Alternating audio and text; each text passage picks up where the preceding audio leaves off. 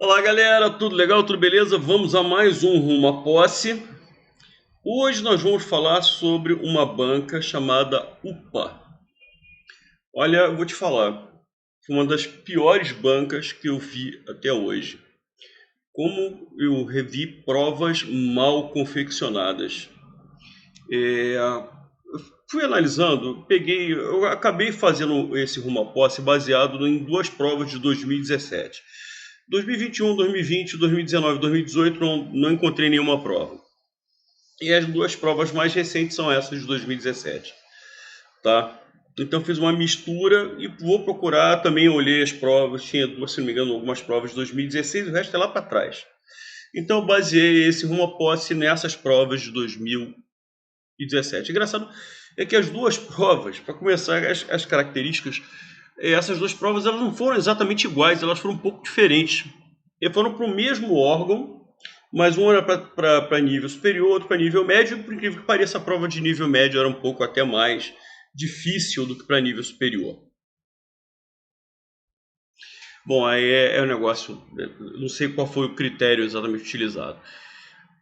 Eram 10 questões em cada prova, juntando as duas provas, só encontrei uma questão de interpretação de textos muito mal feita. Muito mal feita. Inclusive, nem concordei com aquele gabarito. Agora, muita questão envolvendo sintaxe, identificação de função sintática, classificação de orações. Mas aquele método antigo, se o período é composto por coordenação, por subordinação, tá? Se a oração é coordenada, se a oração é subordinada, enfim. Em sintaxe, eu encontrei questão de identificação de sujeito e tal, e também encontrei questão até de função sintática do pronome relativo. Talvez de todas as questões que eu encontrei, de todas que eu analisei, eu não analisei somente essas duas provas, eu analisei também as anteriores. Foi a melhor questão mais bem produzida foi essa envolvendo a função sintática do pronome relativo que eu trouxe, eu botei aqui. Tá? Questão de identificação de classes gramaticais é uma coisa doida. Por exemplo, eu trouxe uma questão aqui de identificação de classes gramaticais em que as palavras não vêm dentro de uma frase, não vêm no contexto.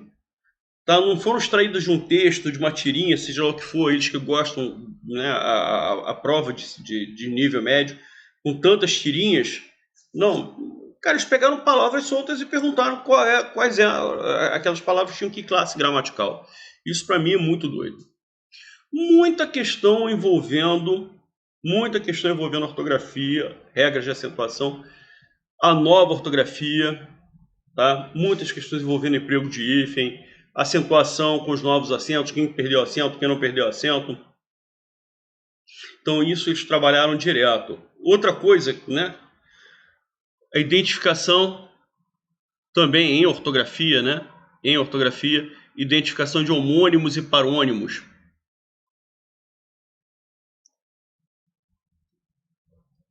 Homônimos e parônimos.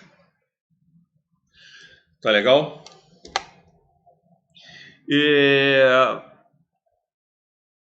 Então, por exemplo, sortir e surtir, soar e soar, tráfico e tráfego. Qual é o adequado para aquela situação? Infligir ou infringir. Então, muitas questões envolvendo homônimos e parônimos também nessa parte de ortografia. Pontuação, eu vi em uma das provas que eu vi em duas provas diferentes. Uma dessas de 2017, só numa delas, e 2016 e tal que encontrei também. Regência, eu trouxe uma questão de regência normal, né, bem feitinha, e vi uma questão de regência que eu achei até interessante, muito legal.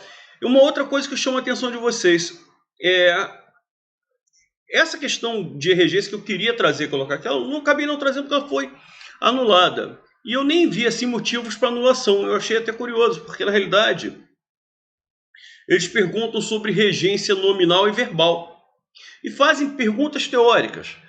Por exemplo, se você tem um substantivo, um adjetivo, um advérbio pedindo uma preposição, isso o que é? É uma regência nominal. Tá? Se você tem o verbo transitivo direto não pede preposição. Isso já é um caso de regência verbal, um verbo que não pede preposição. O verbo é transitivo direto, ele vai ter um complemento direto, vai ter um objeto direto, sem passar pela preposição.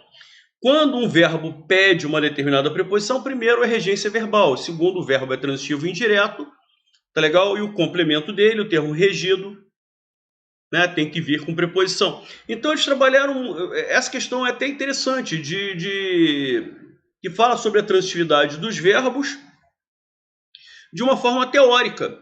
Mas eu, sinceramente, nem entendi por que aquela questão foi anulada. Talvez uma das questões mais interessantes, né? Então, ele pediu o comentário correto, aí um dos comentários, se um substantivo, um verbo ou advérbio pedem uma preposição, nós temos um caso de regência verbal e nominal. Não, está errado, é só nominal. Quando um verbo pede uma preposição, é regência verbal. E aí um dos comentários estava correto. Não sei por que eles anularam aquela questão. Bom, crase, né, a identificação de crase correta, mas muito simples, nem trouxe a questão. Figuras, uma questão bonitinha que eu trouxe com uma chargezinha e tal. Uma questão interessante sobre denotação e conotação. Já que figuras, né, denotação e conotação, de teoria, o que é denotação, o que é conotação, a gente vai trabalhar. Verbos, a parte de flexão verbal, bem, uma questão até razoável. Colocação pronominal, uma questão muito simples. Um assunto que eu, assim, há muito tempo que eu não vejo sendo cobrado em concurso, mas é um assunto que pode ser cobrado. O emprego de pronomes de tratamento, né? Se é um alto cargo, por exemplo, um alto cargo, você vai, né, um deputado, um juiz, como é que você se refere a ele? Vossa Excelência.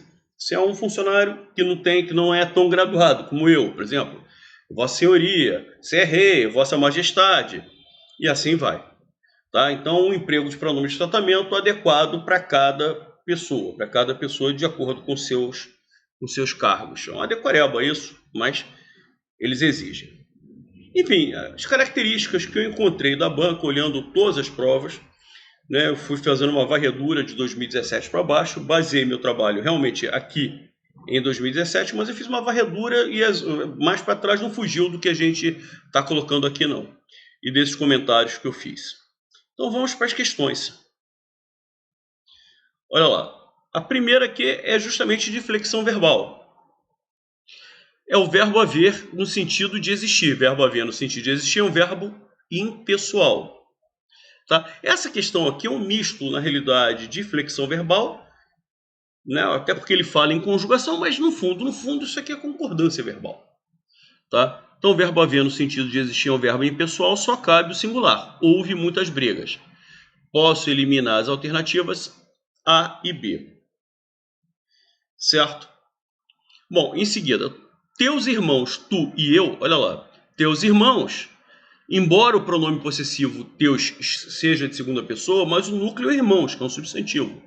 Isso aqui é a terceira pessoa, terceira do plural. Tu é segunda, então eu tenho terceira, tenho segunda, mas tenho eu que é primeira. Na soma, se houver a primeira pessoa se sobrepõe às demais. Então, a primeira pessoa que prevalece. Só que aí não é mais o pronome eu. Por quê? Porque são várias pessoas. Eu e mais 200 pessoas. Eu e João, como é que você falaria? Eu e João fomos à praia. Certo? Por que eu e João fomos? Por que a gente coloca o verbo na primeira no plural? Porque eu e João corresponde a quê? A nós. Certo? Então, por conta da presença da primeira pessoa, teus irmãos, tu e eu, isso tudo corresponde a nós. E quando esse sujeito composto vem antes do verbo, sujeito composto anteposto ao verbo, o verbo é obrigado a concordar por soma, ou seja, o verbo é obrigado a concordar com a soma. Teus irmãos, tu e eu, esses três sujeitos correspondem a nós. Então, na soma, isso corresponde a nós. Nós compraremos. Com isso, nós já chegamos à resposta. Nós compraremos. Elimino a letra C. Ofenderam-se marido e mulher. Se você colocar a frase na ordem direta, marido e mulher ofenderam-se. Eles ofenderam um ao outro. Tem até um caráter recíproco. É uma reflexividade com caráter recíproco. Um ofendeu o outro ofendeu um. Cerca de 10 mil funcionários. Gente, cerca de, perto de, mais de, menos de. O verbo é obrigado a concordar com o numeral. Qual é o numeral? 10 mil, está no plural. Então, repetindo, mais de, menos de, cerca de, perto de, o verbo sempre vai concordar com o numeral. Então, se o numeral está no plural, o verbo tem que vir no plural. Aderiram. Por fim, os Estados Unidos. Olha só, gente, eu tenho o título, que é Estados Unidos. Só que esse título é precedido pelo artigo. Como existe o artigo, o verbo é obrigado a estar no plural, concordando com o artigo. Então, elegeram no plural, concordando com o artigo. Então, confirmamos questão número 1, letra D de dado. Maravilha? Perfeito. Vamos lá. Questão número 2. Sobre a nova ortografia. Foi o que eu falei, eles estão cobrando direto a nova ortografia. Rosenthal, uma perguntinha aqui.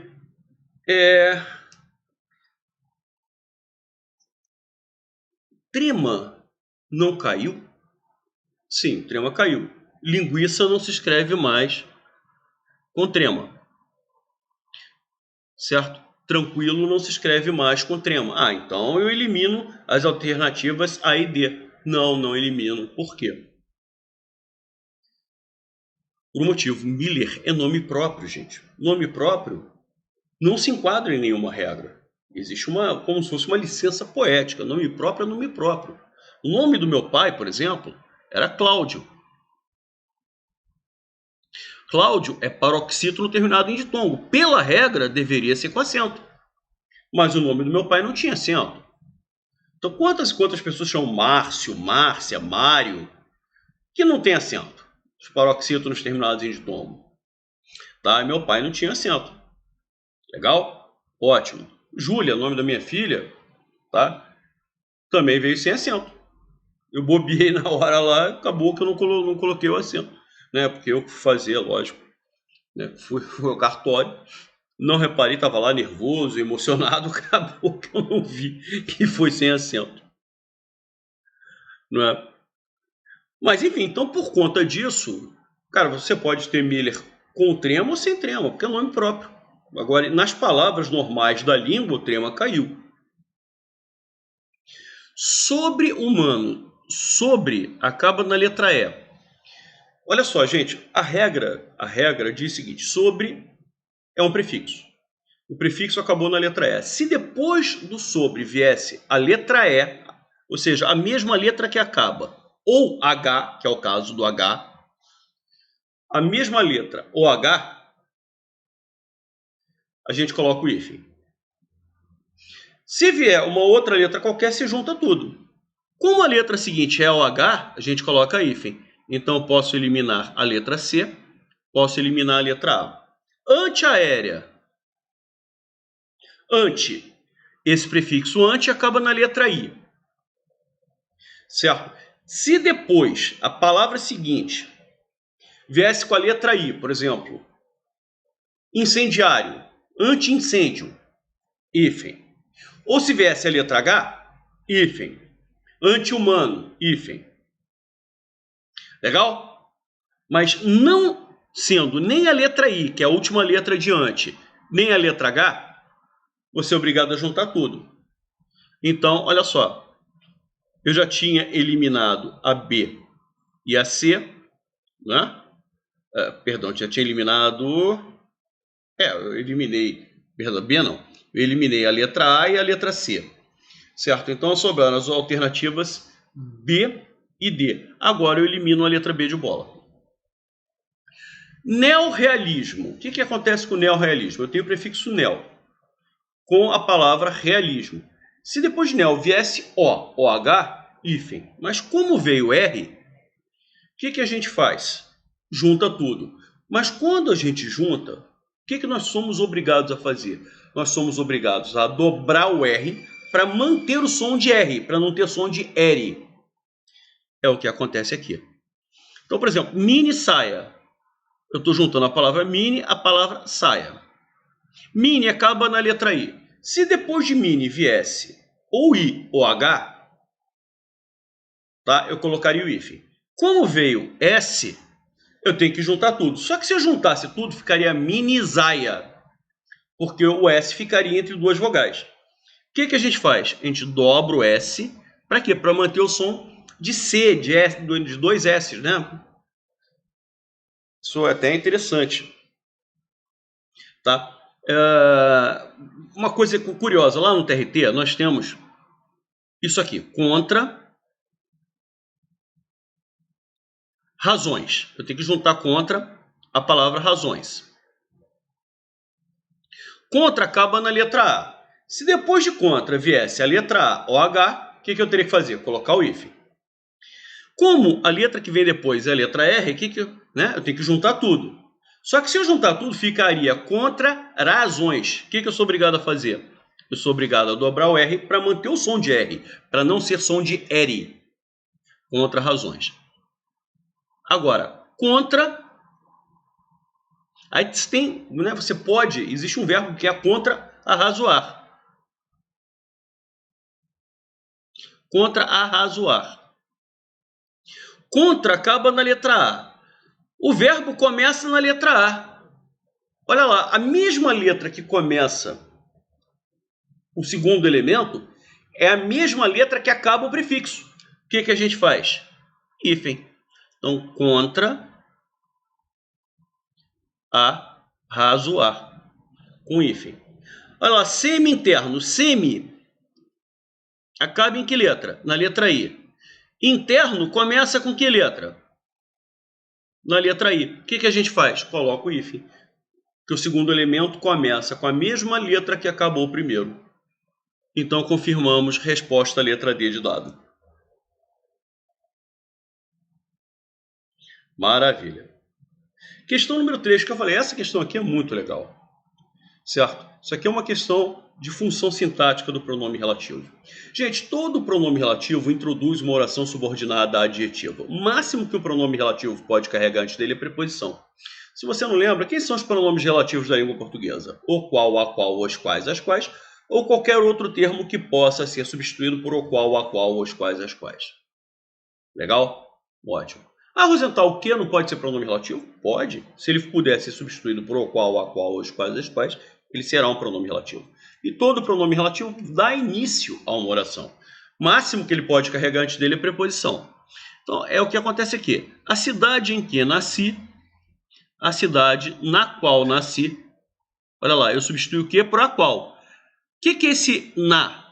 É essa preposição em, é em, mais a, que deu na qual. É essa mesma preposição que apareceu aqui. E por que aparece essa preposição? Porque quem nasce, nasce em algum lugar. Então, este que aqui é um pronome relativo. Se é pronome relativo, dá início a uma oração subordinada adjetiva. Então, todo pronome relativo dá início a uma oração adjetiva. Então, esta oração subordinada adjetiva começa aqui. O máximo que ele pode carregar antes é a preposição. É o que acontece, está carregando a preposição em antes. Só que o que caracteriza uma oração é a presença de um verbo. Esse termo aqui, sozinho, a cidade, não pode formar uma oração. Por quê? Porque a cidade não tem verbo. Então, ele tem que buscar um verbo na sequência. Ele tem que continuar. É o que acontece. Olha lá, a primeira oração, que é a oração principal, é a cidade faz parte da Grande São Paulo. Olha o verbo fazer.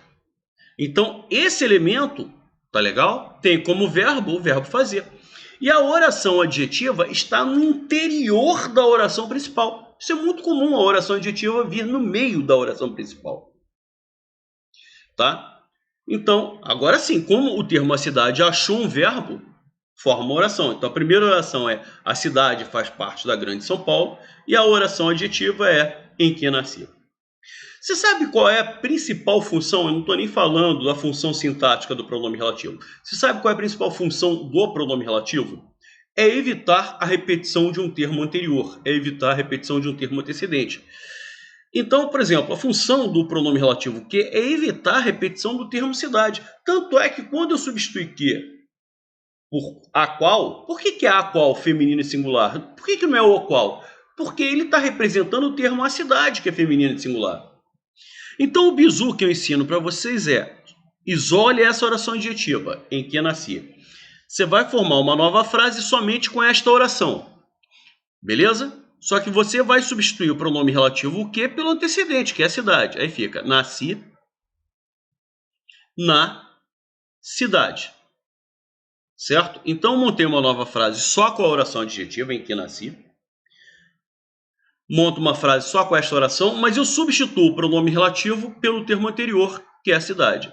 A função sintática que vai ter o termo na cidade é a função sintática do pronome relativo. Nasci na cidade. Nasci em que lugar? Nasci onde? Isso aqui dá a ideia de lugar, não dá? Então é um adjunto. É um adjunto adverbial de lugar. Se esse termo na cidade é um adjunto adverbial de lugar, é porque o em que é adjunto adverbial de lugar. Pronto. Comi o bolo, o qual eu mesma fiz. Tá? Aqui a oração adjetiva não está no meio, está ao final. Isola a oração adjetiva, que eu mesma fiz. Substituo o pronome relativo pelo termo antecedente, que é o bolo. Eu mesma fiz o bolo. Quem faz, faz alguma coisa. O bolo é objeto direto. Complementa a ideia do verbo fazer, sem preposição. Objeto direto. Então, o que é objeto direto? Opção C. O homem que pensa vale por 2. O homem, o qual pensa. Opa, esse aqui é um pronome relativo. Certo? Vai dar início a uma oração adjetiva. A oração adjetiva é que pensa. Esta é a oração subordinada adjetiva. Só que o termo homem sozinho não pode formar uma oração. Vai ter que buscar uma sequência, uma continuidade. É: o homem vale por 2. Eu quero matar a função sintática desse que. Substituo o pronome relativo que pelo termo que antecede. O homem pensa. O homem pensa. Qual é a função sintática de o homem? Sujeito. Esse que aqui é sujeito. É a resposta, que é o que ele está pedindo. Olha lá. O que eu acho curioso é o comando das questões. Olha, eu nunca vi comandos tão mal redigidos.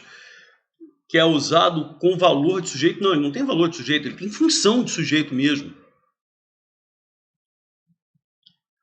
Bom, foi uma das palestras das quais eu mais gostei. Isola a oração adjetiva, substituo o pronome relativo pelo termo que antecede. Mas gostei das palestras. Quem gosta, gosta de alguma coisa. Das palestras, completa a ideia do verbo gostar com preposição de. Objeto indireto. Tá? Confirmamos questão número 3, letra C. Questão número 4, uma questão de classes gramaticais. Gente, eu fiquei assim, estupefato, porque o cara simplesmente pergunta pela classe gramatical de termos sem estar dentro de uma frase. Vem cá, e se eu falar assim, o feliz? E se eu estivesse falando de um dos anões? Como é que eu posso identificar a classe gramatical? Eu posso dizer que a classe gramatical normal dessas palavras seria essa, mas como é que eu posso dizer isso?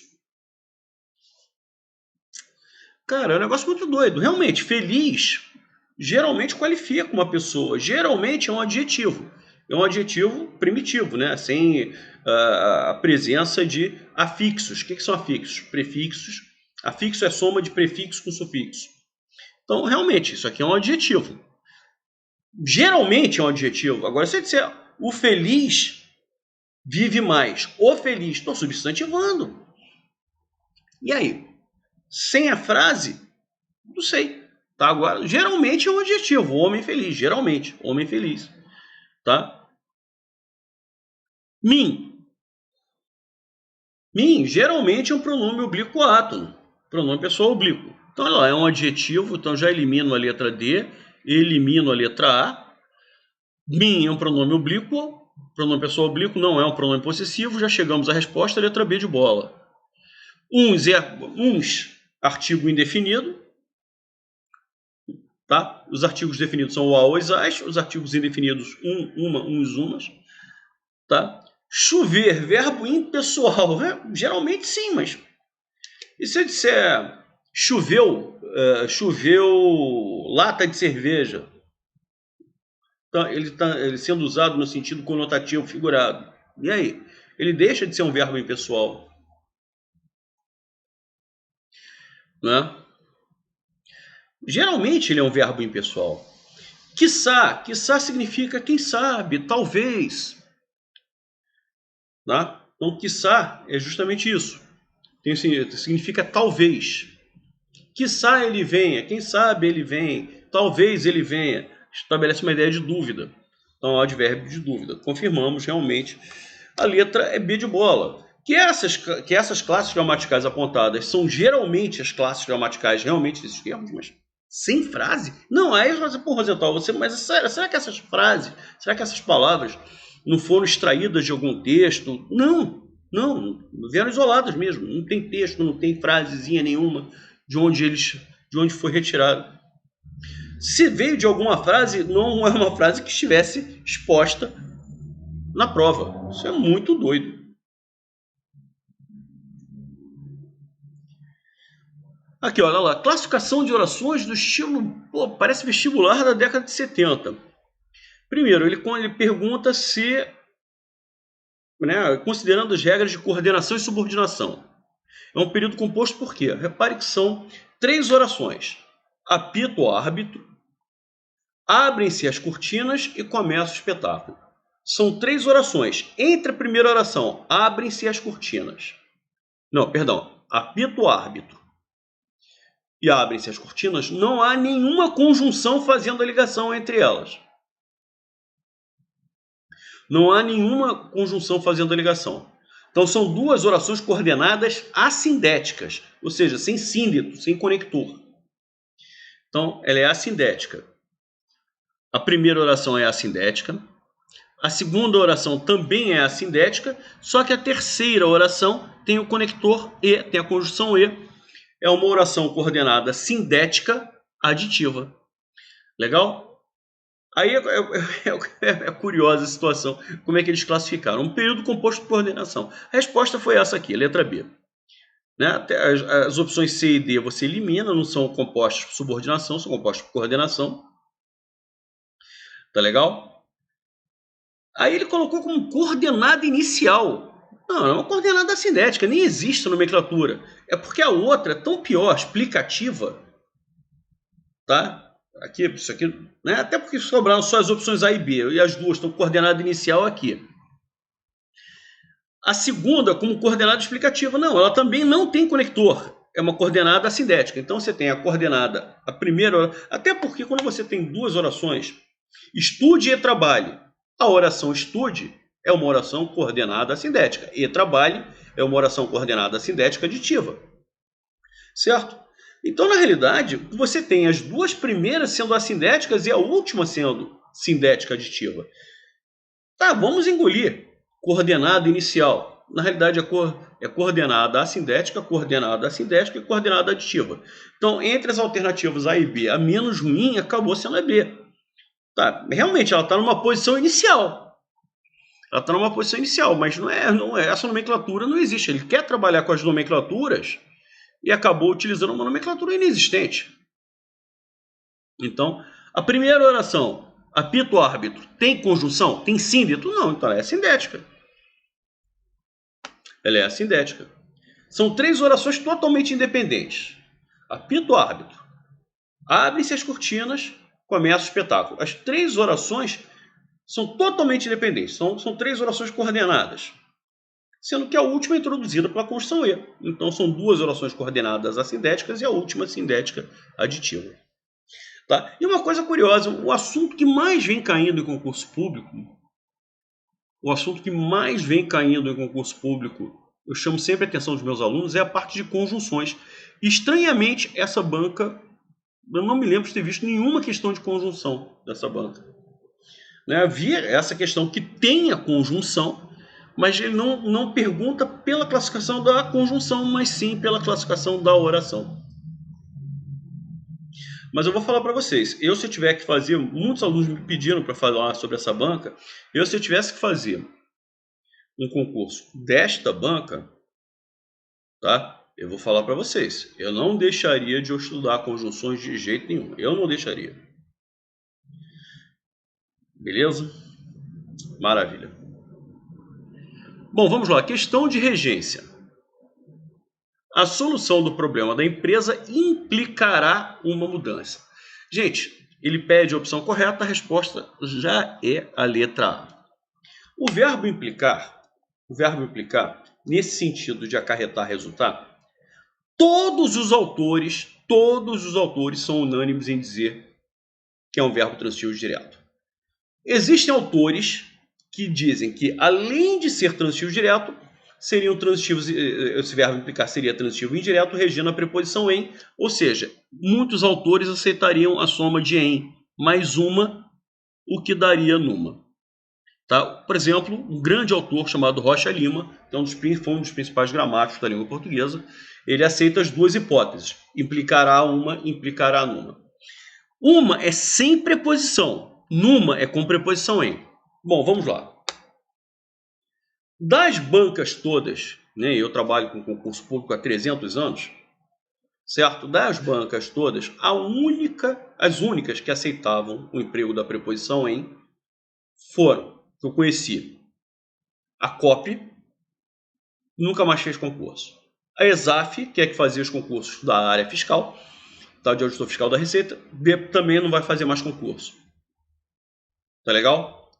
A Fundação Euclides da Cunha, que faz raríssimos concursos. Raríssimos. Ou seja, na realidade, eu posso dizer para vocês que nenhuma banca mais está aceitando com preposição em. Então, por exemplo, Bechara só aceita o seguinte: o pacote econômico implicou grande número de demissões.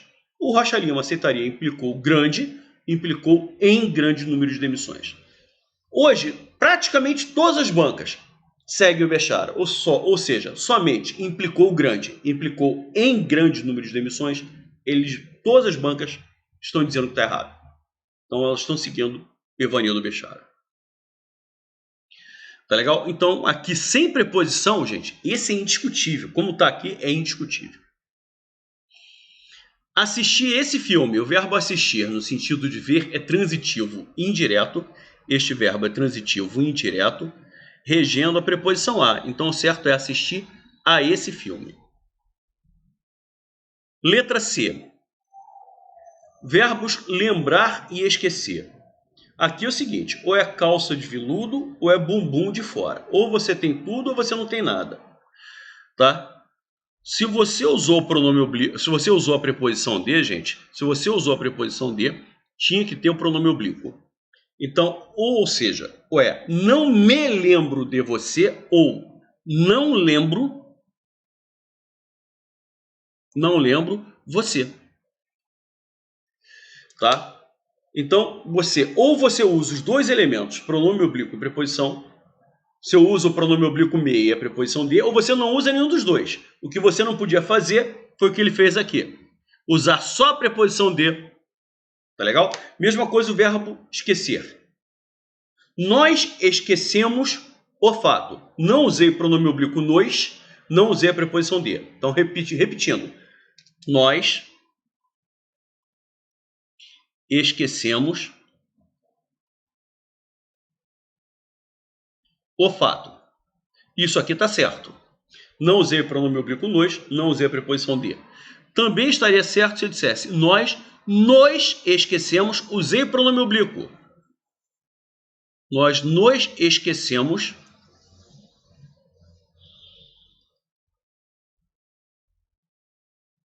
do fato. Certo? Do é preposição de. Então, olha lá, eu tenho pronome oblíquo nós, tem preposição de. Ou eu uso os dois ou nenhum dos dois. O que estaria errado se eu falasse nós esquecemos do fato? A mesma coisa o verbo recordar. Ele recordou a aula. Não tem nem o pronome oblíquo nem preposição. Ele se, pronome oblíquo se, Ele se recordou da aula. Tem os dois elementos. O que estaria errado? Ele recordou da aula. Então o erro está aqui. Ou eu uso os dois elementos, pronome oblíquo me e preposição de, ou não uso nenhum dos dois. Agora, como ele fez ali que estava só com a preposição de, sem o pronome oblíquo, isso está errado. Letra D de dado. Ele queria namorar com ela, não. O verbo namorar, tá? É transitivo direto. Quem namora alguém. O certo seria, inclusive, o pronome oblíquo a. Aí ficaria namorar mais o pronome oblíquo a. Como o pronome oblíquo a apareceu depois da letra R, cai o R e eu acrescento a letra L. Namorá-la. O verbo namorar é verbo transitivo direto. Você namora Maria. Você não namora com Maria. Beleza? Maravilha. Olha só essa questãozinha de denotação e conotação, que é uma questãozinha de teoria. Denotação é o sentido oficial, o sentido previsto pelos dicionários. Conotação é o sentido novo, que é imposto pelo contexto. Tá? Então, basicamente é isso. Conotação é o emprego da palavra com sentido original. Falso, não é. O sentido original é o sentido denotativo.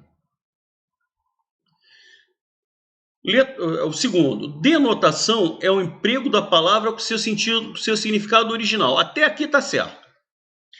Com o objetivo de provocar sentimentos no receptor com diferentes interpretações. Não, se há diferentes interpretações, pessoal, é sentido figurado. Porque no sentido a denotação é o sentido previsto. É aquilo que está previsto nos dicionários. Uma coisinha, eu não quero criticar não, mas olha que tá tudo bem, o comentário está errado, tá? E é falso mesmo, por causa dessa parte final. Mas, pô, pelo amor de Deus, olha que frase mal redigida, gente. Isso aqui tinha que ser uma vírgula. Porque a frase, de ponto a ponto, tem que ter sentido completo. Isso aqui, com o objetivo de provocar, isso aqui sozinho faz sentido? Com o objetivo de provocar sentimentos? Não. Isso aqui faz sentido se eu colocasse a vírgula como uma sequência dessa frase. Lógico que o com teria que vir com letra minúscula. Então o comentário é falso e, além disso, o português está errado. Português mal redigido. Denotação é o emprego da palavra em seu sentido usual, original e convencional, aquele que foi convencionado, perfeito. Seu objetivo é informar o receptor de forma clara e objetiva. Se você está usando a palavra aquele sentido previsto, se você não tem que interpretar o sentido, é lógico que aquele texto fica muito mais claro, muito mais objetivo. Inclusive, por exemplo, nos textos oficiais, você quando vai escrever um ofício, memorando, tal, você tem que utilizar palavras no sentido denotativo. Você não pode utilizar palavras no sentido figurado. Você tem que utilizar, até para não permitir uma segunda interpretação. Então, você tem que utilizar as palavras no sentido em que há a convenção, né? Então, isso aqui está verdadeiro.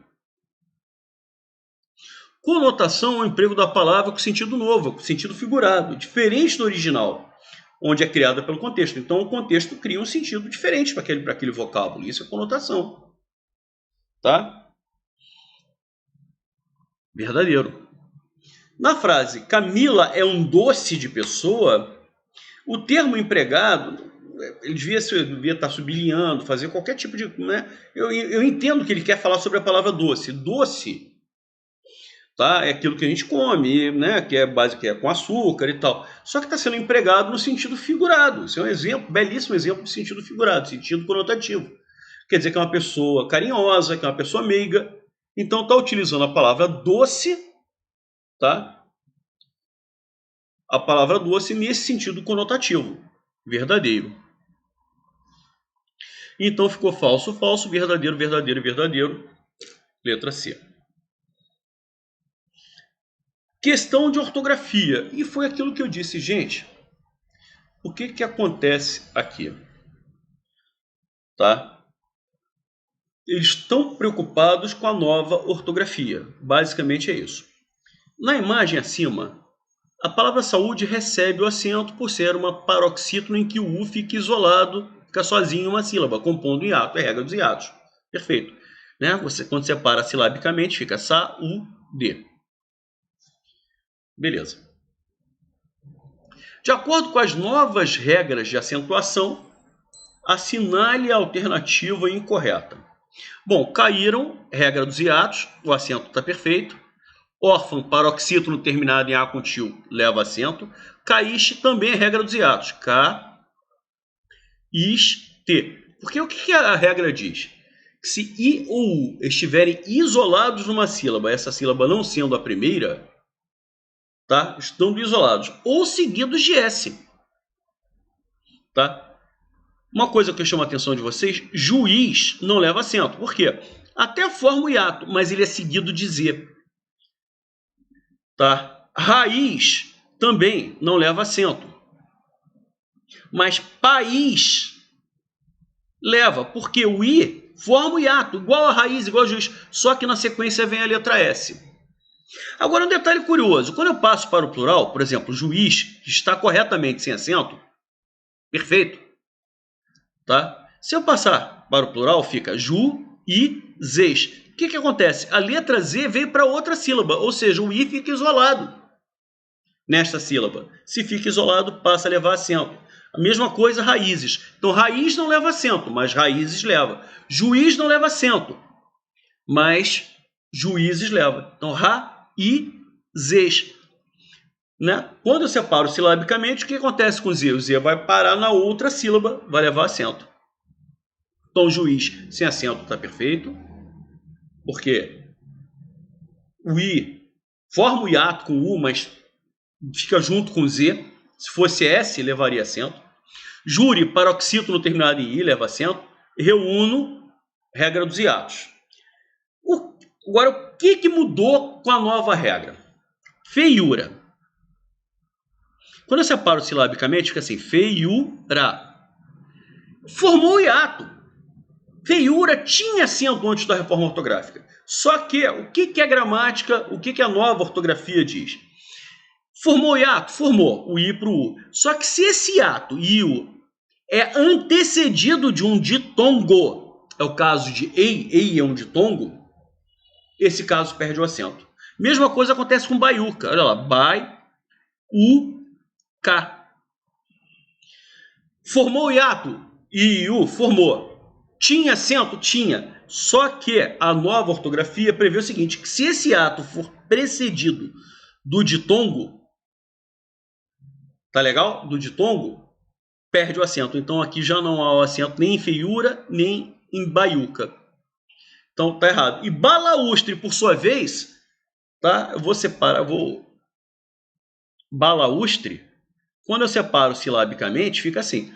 Ba, la, us, tre.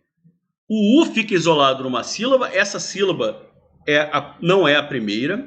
O U fica isolado numa sílaba, até numa palavra paroxítona, sim, porque o us é a sílaba tônica, e é seguido de S.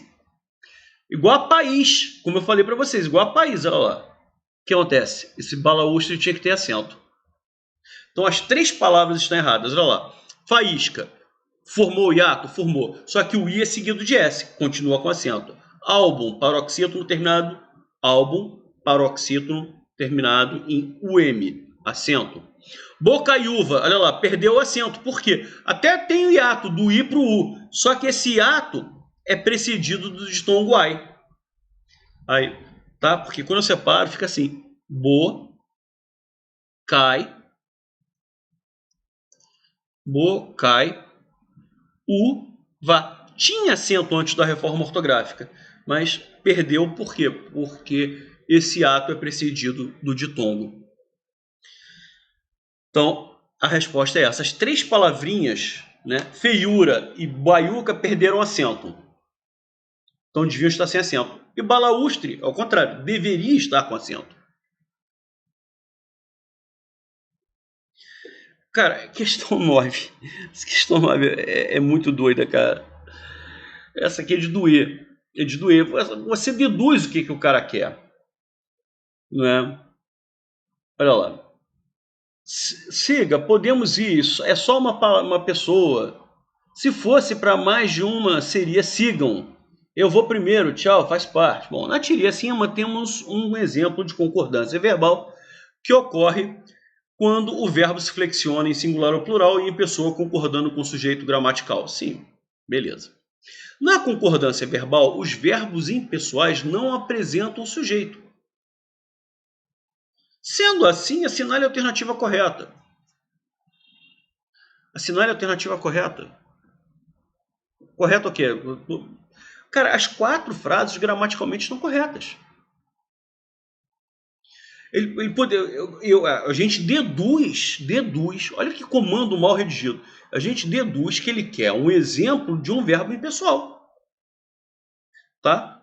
Ele quer uma alternativa em que, tá, apareça um verbo que não tenha sujeito.